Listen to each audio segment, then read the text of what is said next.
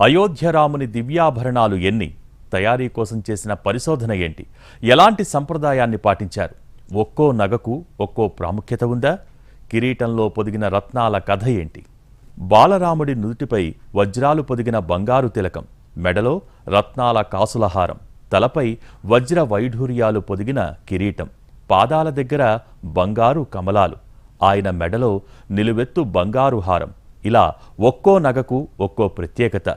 నవ్య దివ్య భవ్య మందిరంలో కొలువైన అయోధ్య రామయ్య ఆభరణాలు అబ్బురపరుస్తున్నాయి.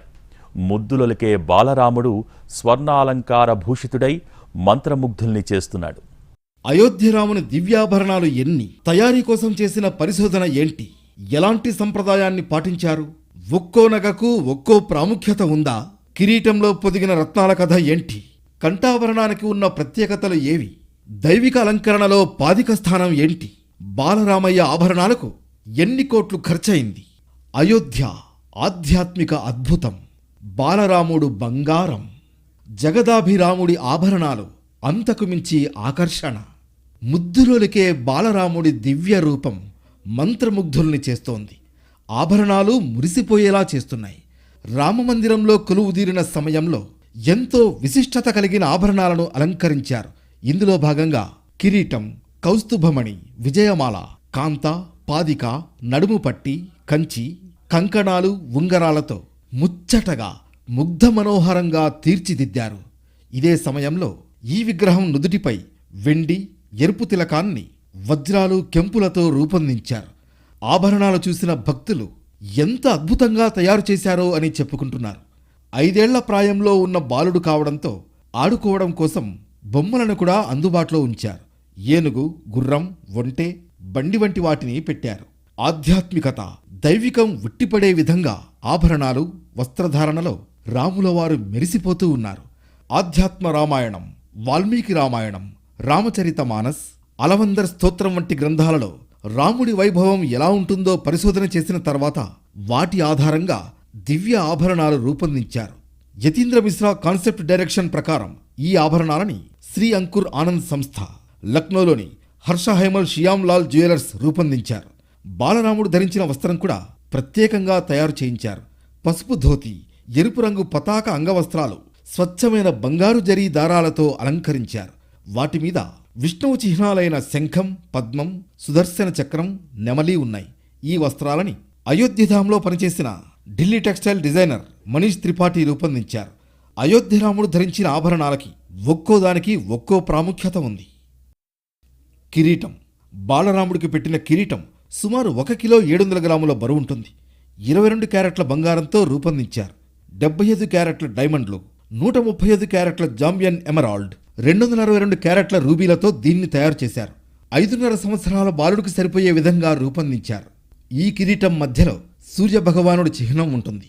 ఉత్తర భారతదేశ సంప్రదాయంలో బంగారంతో తయారు చేశారు. కుందల్. కిరీటానికి సరిపోలే విధంగా ఈ కుందల్ను తయారు చేశారు. నెమలి ఆకారంలో ఉంటాయి. వీటిని కూడా బంగారం, వజ్రాలు, రూబీస్, ఎమరాల్డ్తో అలంకరించారు. కంఠాభరణం.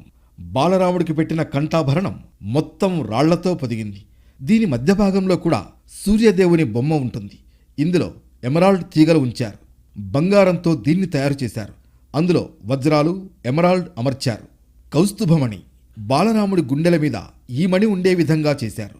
ఇందులో మొత్తం రూబీలు, వజ్రాలతో తయారు చేశారు. విష్ణుమూర్తి అవతారాలన్నింటిలోనూ ఈ మణిహారం తప్పకుండా కనిపిస్తుంది. పాదిక. గొంతు కింది భాగంలో ఈ నెక్లెస్ పెట్టారు. వజ్రాలు, ఎమరాల్డ్, ముత్యాలు పొదిగిన హారాన్ని నాభి దగ్గర అలంకరించారు. 5 తీగల వజ్రం పెట్టారు. దీనికి ఒక పెద్ద పెండెంట్ జత చేశారు. విజయమాల. బాలరాముడు ధరించిన ఆభరణాల్లో ఇది చాలా పొడవైనది. కెంపులు పొదిగిన ఈ హారం విజయానికి చిహ్నంగా నిలుస్తుంది. వైష్ణవ సంప్రదాయ చిహ్నాలైన సుదర్శన చక్రం, కమలం, శంఖం, మంగళ కలశం దీనిలో ఉన్నాయి. దేవతలకు ఇష్టమైన పువ్వులు కమలం, చంపా, పారిజాతం, తులసి, కుండ గుర్తులు కూడా దీని మీద ఉన్నాయి. కంచి. రత్నాలతో తయారు చేసిన ఈ కంచి లేదా కర్దాని మణికట్టుకు వేశారు. బంగారంతో దీన్ని తయారు చేశారు. ఇందులోనూ వజ్రాలు, ముత్యాలు, ఎమరాల్డ్ పొదిగి ఉన్నాయి. స్వచ్ఛత భావాన్ని స్ఫురించేలా 5 చిన్న గంటలు కూడా అమర్చారు. ముత్యాలు, రూబీలు, ఎమరాల్డ్ తీగలు ఈ గంటల నుంచి వేలాడుతూ కనిపిస్తాయి. భుజబంద్. ఇవి 2 చేతులకు వేశారు. బంగారం, విలువైన రత్నాలతో వీటిని రూపొందించారు. కంగన, రాళ్లతో చేసిన ఈ ఆభరణాలు 2 చేతులకి వేశారు. ముద్రిక, బంగారం, రత్నాలు, ముత్యాలతో తయారు చేసిన ఉంగరాలు పెట్టారు. నుదుటి తిలకం, వజ్రాలు, రుబీస్తో రూపొందించిన తిలకం బాలరాముడి నుదుటన పెట్టారు. చడ లేదా పంజనియా, బాలరాముడి పాదాలు, బొటనవేళ్లను అలంకరించిన ఆభరణాలు. వీటిని బంగారం, వజ్రాలు, కెంపులతో రూపొందించారు. బంగారు బాణం, ఎడమ చేతిలో బంగారంతో తయారు చేసిన విల్లు, కుడి చేతిలో బాణం ఏర్పాటు చేశారు. కాళ్ల దగ్గర బంగారంతో తయారు చేసిన కమలపూల దండ వేశారు. వీటితో పాటు బాలరాముడు ఆడుకునేందుకు వీలుగా ఏనుగు, గుర్రం, ఒంటె, బొమ్మబండి మొదలైన వాటిని పెట్టారు. ఇక శ్రీరాముడికి ఒక బంగారు గొడుగును కూడా తలపై అమర్చారు. ఇలా అలంకరించిన అద్భుతమైన ఆభరణాలు చూపును తిప్పుకొనివ్వడం లేదు. నల్లని రామయ్య బంగారు నగలతో ముగ్ధ మనోహర రూపంలో ఆకట్టుకుంటున్నాడు. రామయ్యకు అలంకరించిన ఆభరణాలను దాదాపు 132 మంది కళాకారులు రెడీ చేశారు. దీనికోసం అవిశ్రాంతంగా శ్రమించారు. నుదుటి తిలకంగా బంగారు నామం, పచ్చల ఉంగరాలు, కంఠాభరణాలు, కిరీటం, కంకణాలు, ఇలా సర్వాలంకార భూషితుడై భక్తులకు తన మొదటి దర్శనాన్నిచ్చాడు. బాలరామయ్యకు అలంకరించిన ఈ నగలలో 18,567 వజ్రాలు, 2,984 కెంపులు, 615 పచ్చలు, 439 అన్కట్ వజ్రాలు ఉన్నాయి. అద్భుతమైన ఈ ఆభరణాలను ఎంతమంది కళాకారులు తయారు చేశారు? ఎక్కడ తయారు చేశారు? ఎంతకాలం పట్టింది? ధగధగా మెరుస్తూ మురిసిపోయేలా చేస్తున్న ఆభరణాల విలువ ఎన్ని కోట్లో ఇప్పుడు చూద్దాం. కోట్లాది మంది భారతీయుల 5 శతాబ్దాల స్వప్నం సాకారమైంది. అయోధ్య రామమందిరంలో బాలరాముడు కొలువుదీరాడు. ప్రధాని నరేంద్ర మోడీ చేతుల మీదుగా రామ్లల్లాకు ప్రాణప్రతిష్ఠ చేశారు. సర్వాంగ సుందరంగా స్వర్ణాభరణాలంకృతుడైన బాలరాముడిని చూసి యావత్ దేశం పులకించింది. రాముని రూపాన్ని కనులారా వీక్షించి మది నిండుగా నిక్షిప్తం చేసుకున్నారు. నిజంగా చిన్ని రామయ్యే ప్రేమగా చూస్తున్నట్లుగా ఉంది.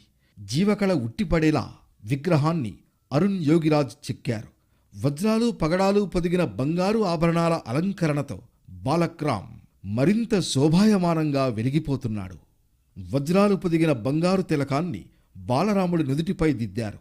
ఆయన మెడలో రత్నాల కాసులహారం, తలపై వజ్ర వైఢూర్యాలు పొదిగిన కిరీటం అలంకరించారు. రామ్లల్లా పాదాల దగ్గర బంగారు కమలాలను ఉంచారు.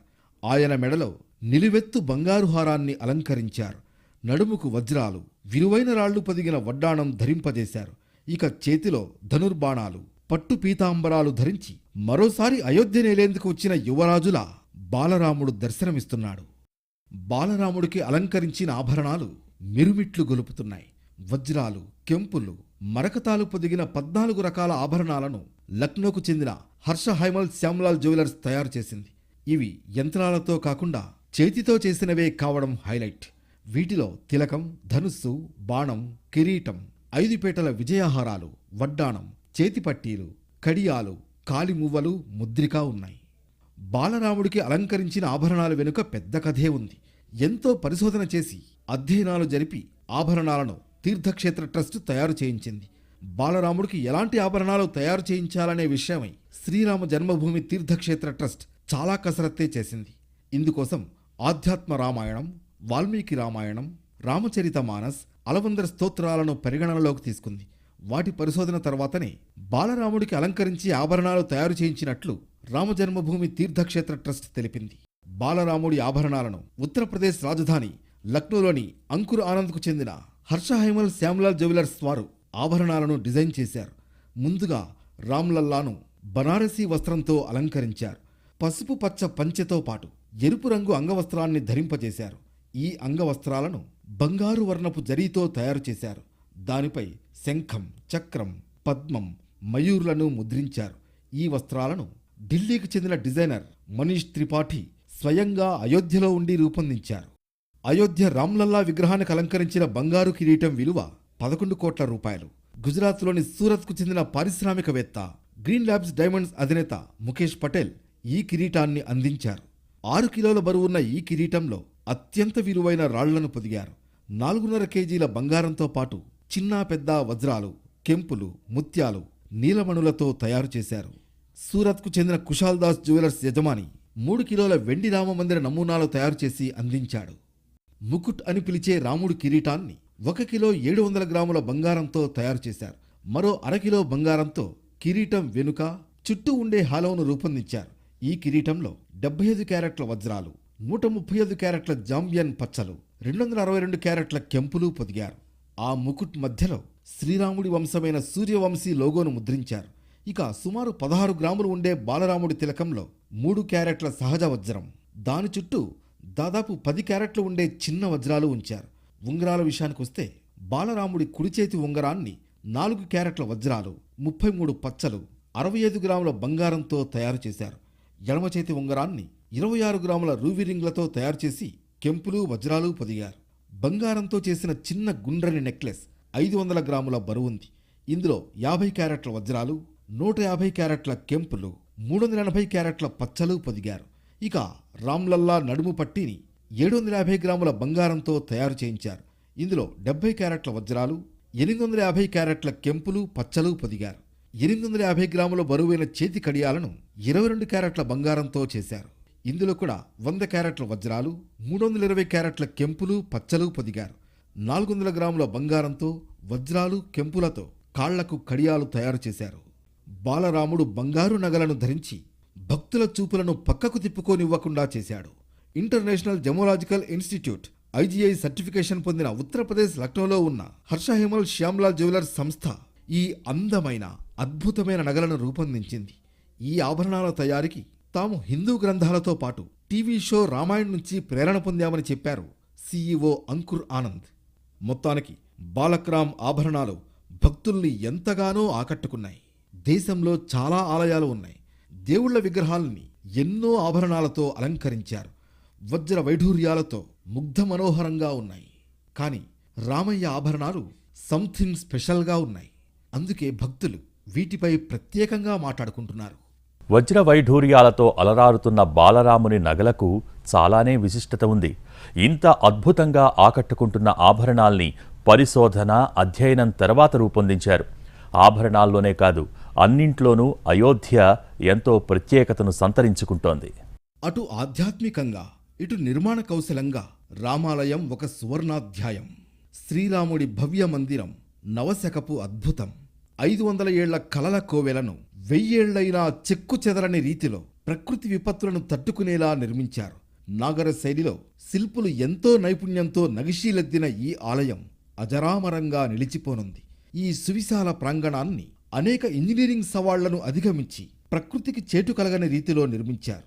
శ్రీరాముడి ఆభరణాల విషయంలోనూ అంతే శ్రద్ధ తీసుకున్నారు. దేవుళ్లలో ఒక్క శివుడు తప్ప అందరూ అలంకార ప్రియులే. అందరూ నగలు వేసుకునేవారే. మామూలుగా కాదు, 7 వారాల నగలు ధరిస్తారు. ఇందుకు అయోధ్య బాలరాముడు కూడా అతీతం కాదు.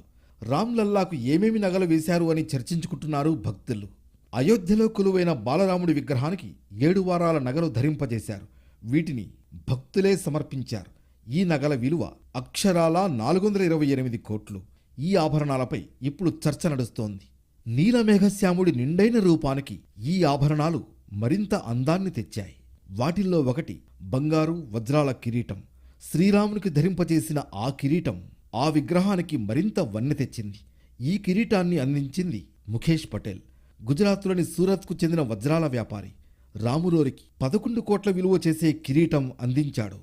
ముఖేష్ అక్కడ ల్యాబ్ డైమండ్ కంపెనీని నిర్వహిస్తున్నాడు. శ్రీరాముని ప్రతిష్టాపన మహోత్సవం సందర్భంగా తన తండ్రితో కలిసి అయోధ్యను సందర్శించి ఈ కిరీటాన్ని అందించారు. అయోధ్యలో రాముడు తలపై ధరించిన కిరీటం ఇదే. కేవలం కిరీటం రూపంలో మాత్రమే కాదు, తలుపులు, గర్భగుడి, త్రిశూలం, ఢమరు, పిల్లర్ల వంటి రూపాల్లో రామమందిరానికి భారీగా బంగారం విరాళం అందింది. అయోధ్య రామమందిర నిర్మాణానికి దేశ విదేశాల నుంచి భక్తులు విరాళాలిచ్చారు. రోజువారీ కూలీల దగ్గర నుంచి పెద్ద వ్యాపారుల వరకు తోచినంత అయోధ్య రాముడికి భక్తితో సమర్పించారు. దేశవ్యాప్తంగా చేపట్టిన విరాళాల సేకరణలో 20 లక్షల మంది కార్యకర్తలు 12,70,00,000 కుటుంబాల నుంచి 2,100 కోట్లు సేకరించారని VHP లెక్కలు చెబుతున్నాయి. భూరి విరాళం అందించిన వారిలో దిలీప్ కుమార్ వి లాఖీ, ఆయన కుటుంబం ముందు వరుసలో ఉంటుంది. సూరత్కు చెందిన ఈ వజ్రాల వ్యాపారి రాములోరికి 101 కేజీల బంగారాన్ని కానుకగా ఇచ్చినట్లు తెలుస్తోంది. దీని ప్రస్తుత మార్కెట్ విలువ 68 కోట్లు. ఈ బంగారాన్ని రామాలయ తలుపులు, గర్భగుడి, త్రిశూలం, ఢమరు, పిల్లర్లకు కేటాయించారు. విరాళాల్లో ఇప్పటి వరకు ఇదే అత్యధిక మొత్తం. దేశంలో విలువైన సంపద ఉన్న ప్రముఖ ఆలయాల్లో ఇదొకటి. ఈ దశాబ్ద కాలంలో ఇంత పెద్ద ఆలయాన్ని ఎక్కడా నిర్మించలేదు. రామమందిరాన్ని ఇంతవరకు ఎక్కడా చూడని ఒక కొత్త నిర్మాణ శైలిలో నిర్మించారు. ప్రశాంతతకు, పవిత్రతకు, శిల్ప నైపుణ్యానికి ప్రతీకగా ఈ ఆలయం కనిపిస్తుంది. గర్భాలయంలో 5 అడుగుల ఎత్తు కలిగిన కృష్ణశిలతో మలిచిన విగ్రహాన్ని ప్రతిష్ఠించారు. పద్మపీఠంపై నిలిచిన బాలరాముడి తేజస్సు బాలభానుడితో పోటీ పడుతోంది. ఒక చేతిలో ధనుస్సు, మరో చేతిలో విల్లు, నుదుటున సూర్యతిలకం ధరించి చిరుమందహాసం చేస్తున్న అందాల రామయ్యను చూస్తే కనురెప్పలు కొట్టుకోవడం మానేస్తాయి. మనస్సులన్నీ అనుభూతుల అక్షయ పాత్రలవుతాయి. ధరించిన ఆభరణాలను, వస్త్రాలను శిల్పంలోనే మలచిన తీరు మంత్రముగ్ధులను చేస్తుంది. బాలరాముడికి 5-6 ఏళ్లు వచ్చే వరకు రామ్లల్లా అని పిలిచేవారట. దీంతో ఇక్కడి స్వామిని రామ్లల్లా అని కూడా పిలుస్తున్నారు. స్వామివారి చుట్టూ ఉన్న మకర తోరణంలో ఇరువైపులా దశావతార మూర్తులను మలిచారు. తలపై గల తోరణ భాగంలో శంకుచక్రాలు, ఓం, స్వస్తిక్ చిహ్నాలు, తల వెనుక భాగంలో తేజోమయ చక్రం కనిపిస్తున్నాయి. హనుమ, గరుత్మంతుడు సూక్ష్మ రూపాలు స్వామివారి పాదభాగంలో ఉన్నాయి. మైసూరులోని హెగ్గే దేవన్ కోట్లో లభించిన కృష్ణశిలలో యోగిరాజ్ అనే శిల్పకారుడు బాలరాముడి విగ్రహాన్ని తీర్చిదిద్దాడు. భారతీయులంతా ఇప్పుడు ఆయనను ప్రశంసిస్తున్నారు. ఆయన మలచిన దివ్య రూపాన్ని మనోవేదికపై నిలుపుకుంటున్నారు. చూపులతోనే స్వామివారి సన్నిధిలో దీపాలు పెడుతున్నారు. శ్రీరామ్లల్లా విగ్రహాన్ని చూసి ప్రజలు భక్తి పారవస్యంలో మునిగి తేలుతున్నారు. జీవకళ ఉట్టిపడేలా ఉన్న నిండైన విగ్రహాన్ని చూసి తరించిపోతున్నారు. 51 అంగుళాల ప్రతిమను చూసి ఆ రాముడు మళ్లీ తిరిగి వచ్చాడని సంబరపడిపోతున్నారు.